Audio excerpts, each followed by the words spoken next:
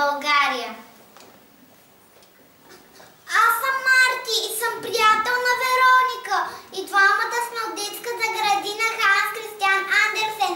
Това са нашите приятели от подготвителна Б група. Hello, dear friends from Europe and Turkey. Ние живеем в най-прекрасния град Охайс на сол и море. Той е древен и млад и син като очите на дете. Бургас е моят чуден град с пристанището, с гларусите бели, кварчи от детско с пъстър свят и сладолет в горещите недели. Обичам моя град от все сърце, обичам булевардите и плажа и обичта си чиста на дете, опитвам се да ви покажа. Ако погледнете картата на Европа, ето тук на Балканския полуостров се намира страната на розите, моята родина България. А тук на брега на Черно море е разположен град Бургас, в най-големия залив на българското Черноморие. Градът ни е заобиколен от 3 езера – Бургаско, Атанасовско и Мандренско. Трите езера са разположени по прелетния път на птиците Виа Понтика. По този път през есента и пролета преминават хиляди стъркели, грабливи птици и пеликани. Ние бяхме там през есента, помните ли? Да!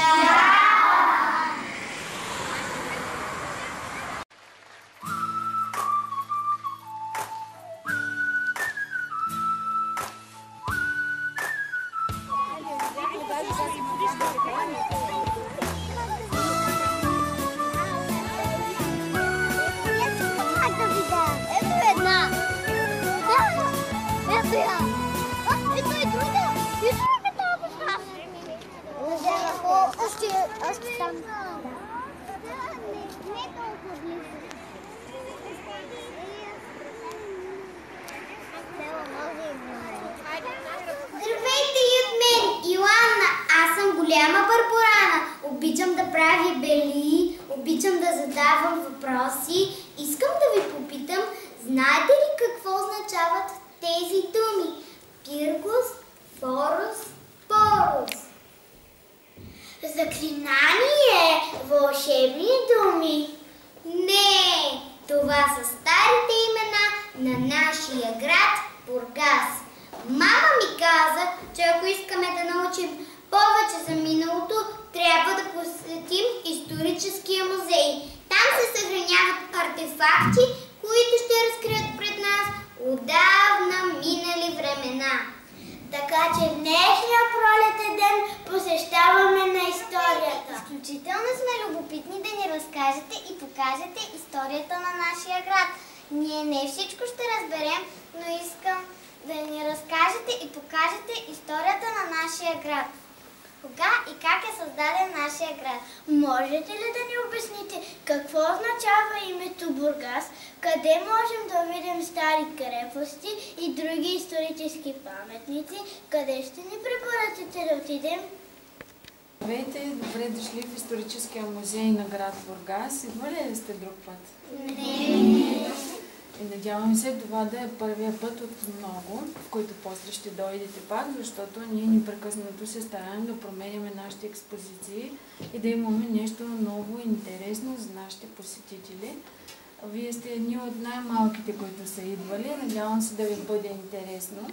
Постарали сме се да представим историята на града ни от праисторическата епоха до съвременността, до средата на 20 век.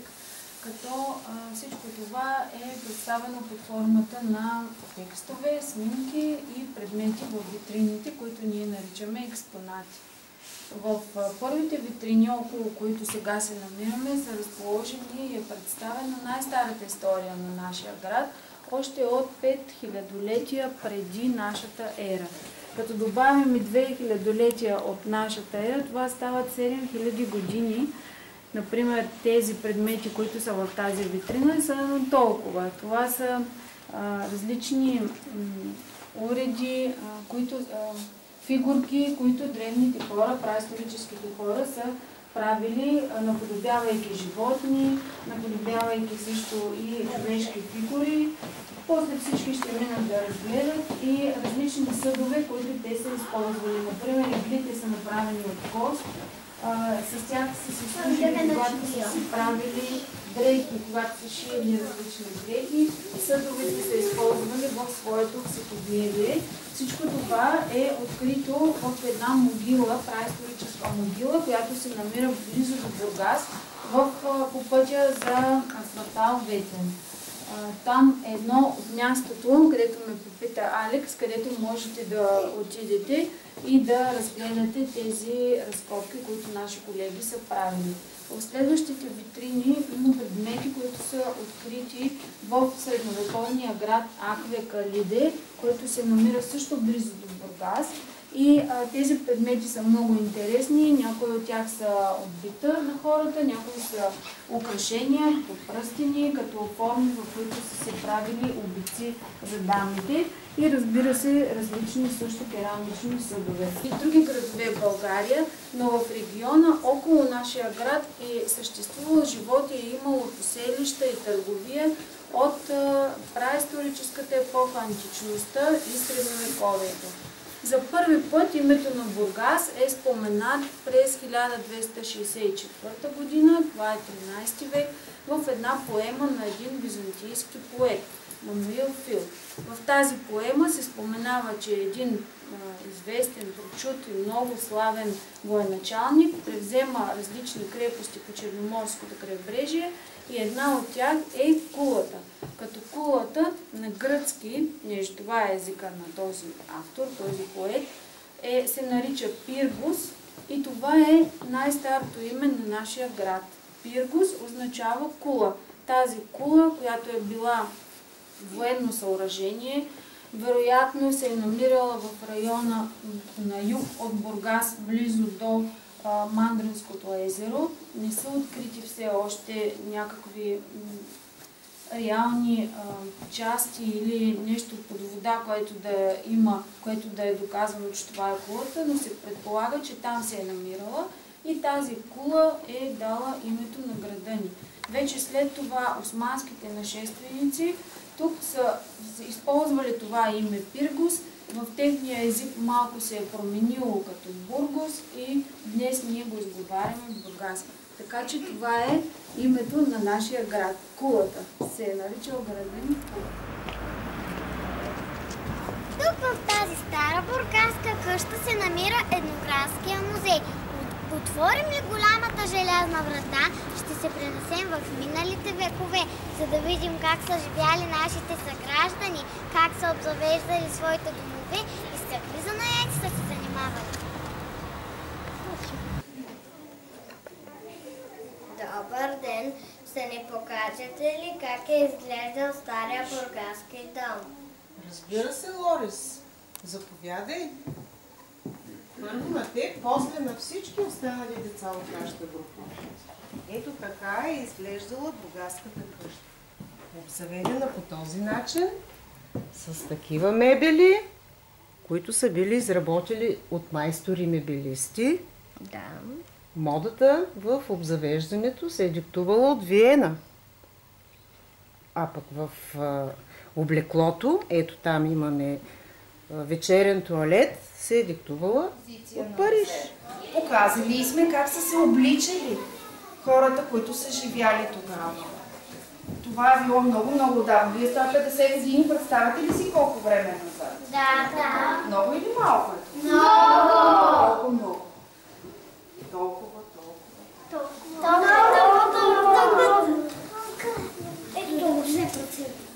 Вие долу отговорихте кой празник наближава, Баба Марта, после казахте, че е националния празник, после е празника на мама.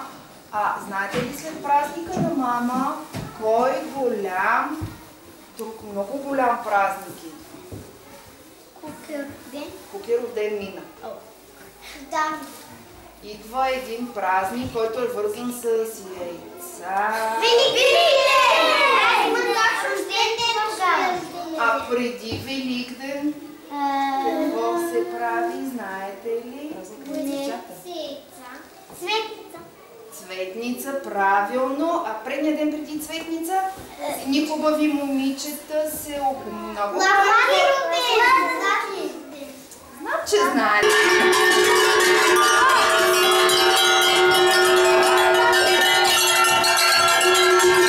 Благодарим ви за чудесния разказ. Дядо ми даде ето тази снимка. Можете ли да ми кажете с кое историческо място са свързани те? Може ли да видя снимката? Това е едно много прекрасно място, на което трябва задължително да отидете. Намира се близко до град Бургас, а самото място се казва Акве Калиде. И там ще видите една страхотна баня, много старо време. Заповядай да върнеш снимката на твоя дядо.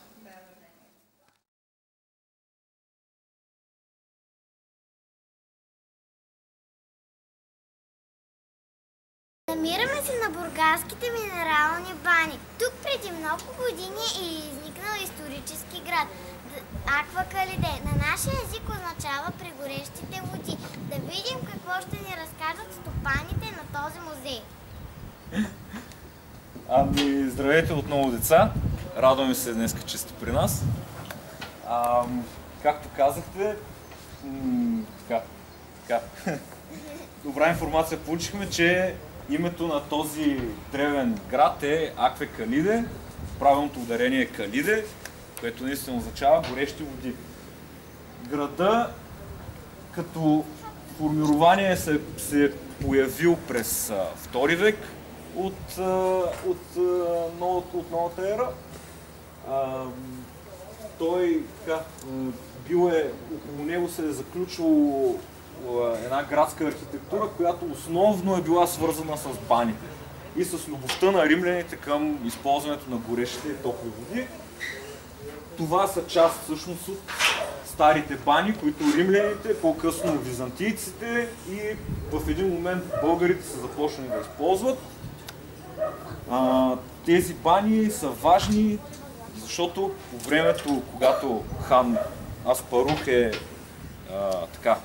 е водил най-важната битка за основаването на българската държава, тези бани изиграват ключова роля, понеже тогавашният император Константин Полунат идва на лечение тук и не успява поради болестта си да участва лично в сражението, затова хан Аспарух побеждава и в момента ние можем така да наричаме тази земя, която той е покорил, който е завладял, наша родина, и да наричаме България.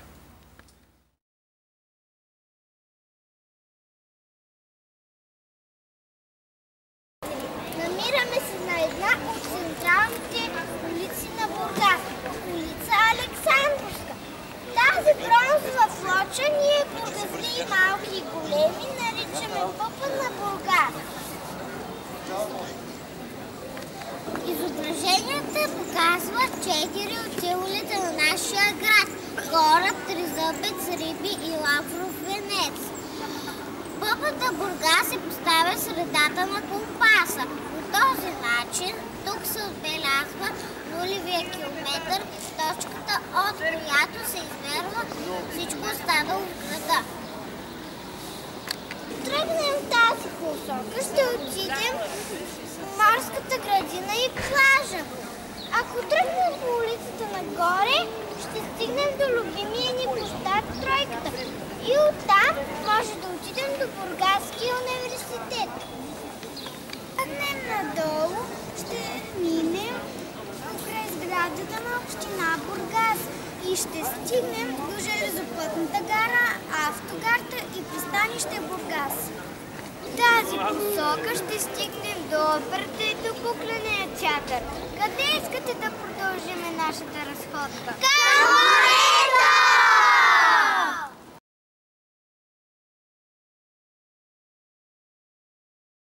Вашите екскурзоводи ще ви покажем любимата ни морска градина. Започваме от нашия велопоход от Флора Бургас, където всяка година се провежда международна изложба на цветя. Приятели, следващата спирка е пансиона. Паметник на загиналите за свободата на България герои.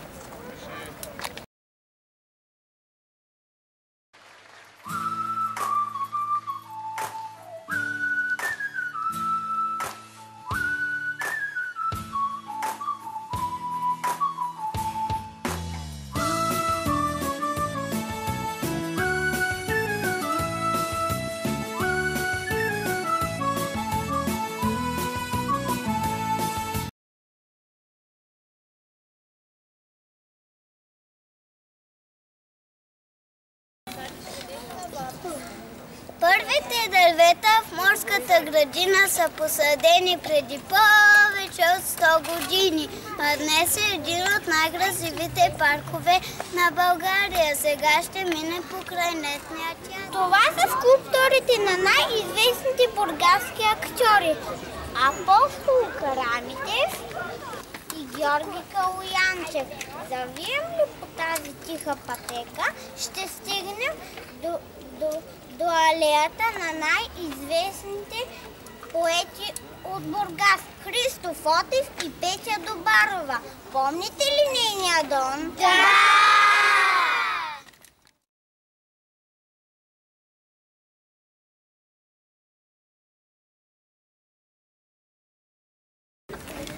Морето се облива с прелестни дантели. Ах, какви са нежни и сребристо бели. А пък водорасли, колко са красиви. Леко потреперват варелинки живи. Колко са щастливи, весело се плъзгат. Рибките червени, розови и златни, как безгрижно, водно, пъргаво се гмуркат във водите сини, хладни, благодатни. Да завършим нашия филмов разказ на едно от най-красивите места в парка – терасата на казиното. От тук се разкрива прекрасна гледка към плажа, пристанището, моста на Бургас и остров Света Анастасия. Остров Света